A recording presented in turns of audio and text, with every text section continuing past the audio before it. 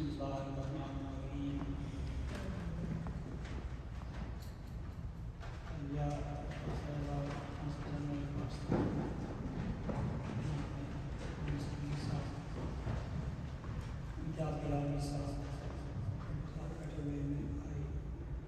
हमारी बहन रज़ाक साहब, जान साहब, आसिफ साहब, राजा मुख्तार साहब, साजिद साहब, मेरे फादर ने माँ पीछे बैठे हैं, सरदार फारूक साहब और मुज़ीब साहब, हमारे भट्ट साहब और मीडिया के दोस्त हज़रात, मैं दिल की अता गलियों से आप सब दोस्तों का, भाइयों का और मीडिया वालों का शुक्रिया। लेकिन सबसे पहले मैं कांसर जनरल साहब आपका दिल अता करें, ये पहली दफ़ा आपने दो कश्मीरियों को अपने साथ नासिब किया, इस पे हम सब साथ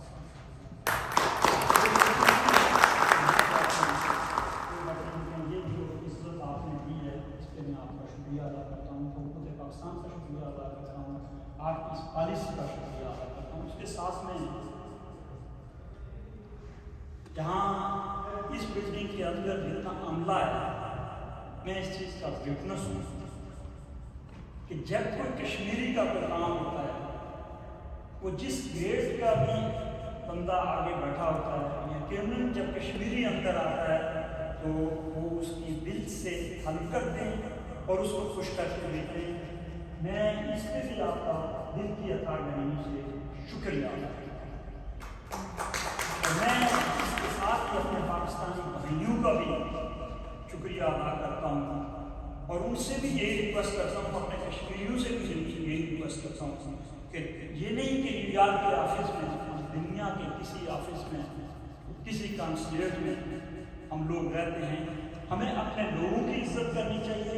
और अपने तमाम पाकिस्तानियों और कश्मीरियों की इज्जत करनी चाहिए। जब हम एक दूसरे की इज्जत खुद करेंगे तो यकीनन हमें बाहर से भी इज्जत मिलेगी। मैं टाइम की किल्लत की वजह से मैं असल मौजू की तरफ जाना चाहता हूँ। ये तो आपने ये सारा कुछ तो आपने देख लिया है। 335A आज से 3 साल पहले हिंदुस्तान में कश्मीर के रहने वाले बाशिंदों पे, मकबूजा कश्मीर की उन बहनों पे, उन बेटियों पे नरेंद्र मोदी टेररिस्ट और RSS के गुंडे बेलगाम होकर कश्मीर के ऊपर झपट पड़े। मेरे भाइयों, मेरे पाकिस्तानियों, मेरे कश्मीरियों के ऊपर यही जुल्म नहीं था, बल्कि 22 लोगों ने सिर्फ अजान देते हुए शहादत कबूल कर ली थी। नरेंद्र मोदी टेररिस्ट RSS के गुंडों को मैं ये बात कह देना चाहता हूँ कि आप कश्मीरियों की आवाज को दबा नहीं सकते। आप मेरी मकबूजा कश्मीर की उस बेटी को आवाज को दबा नहीं सकते। आप मेरे मकबूजा कश्मीर के उस बुजुर्ग की आवाज को दबा नहीं सकते। आप मेरे मकबूजा कश्मीर के भाइयों की आवाज नहीं दबा सकते। ये खून आपने उनके हाथों पे देखा, उनकी आंखों उनसे छीन ली गई। आज नया ड्रामा जो वो कर रहे हैं वहां पर स्टूडेंट के साथ जो जुल्म कर रहे हैं, मैं आपको ये बात कहना चाहता हूं कि आपके मकबूजा कश्मीर, आजाद कश्मीर और गिलगित बल्तिस्तान के बच्चे वो ज़हीन हैं, लेकिन उनको जब वो मार्क्स देते हैं तो 15% ये है उनसे इखलाकी तौर पर उनको डाउन करने की। लेकिन मैं खुदा की कसम से कहता हूं कि कश्मीरी फिर भी हथियार नहीं फेंकेगा। कश्मीरी अपनी जदोजहद करेगा और जदोजहद करते हुए एक दिन हिंदुस्तान को, मकबूजा कश्मीर को छोड़ना पड़ेगा। मेरे पाकिस्तानी बहनों और भाइयों, हमने, मेरे कश्मीरियों ने, मेरे मकबूजा कश्मीर की बहनों ने जो जुल्म सहारा है वो आपने यहाँ भी देखा है। वो पिक्चर्स लगी हुई हैं, उनको भी देख रहे हैं। मेरी बहनें यहाँ भी, उनकी आंखों से आंसू बह रहे थे, लेकिन उस माँ को देखें,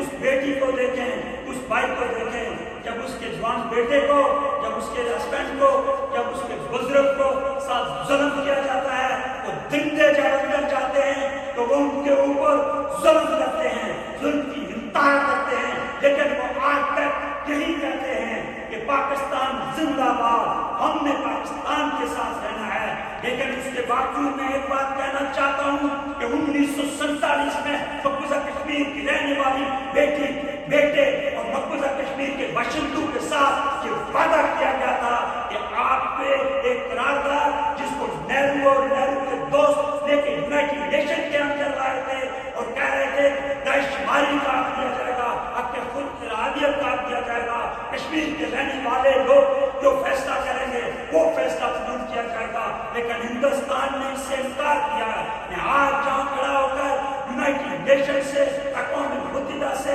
اور اقوام عالم سے اور دنیا کی ہم انسانی حقوق کی تنظیموں سے، ہیومن رائٹس کے لوگوں سے اور میڈیا کے لوگوں سے یہ ریکویسٹ کرتا ہوں، خدا یہ آواز لوگوں تک پہنچائیں، ان کو یہ بات بتائیں کہ ہندوستان مکار ہے، کشمیریوں کے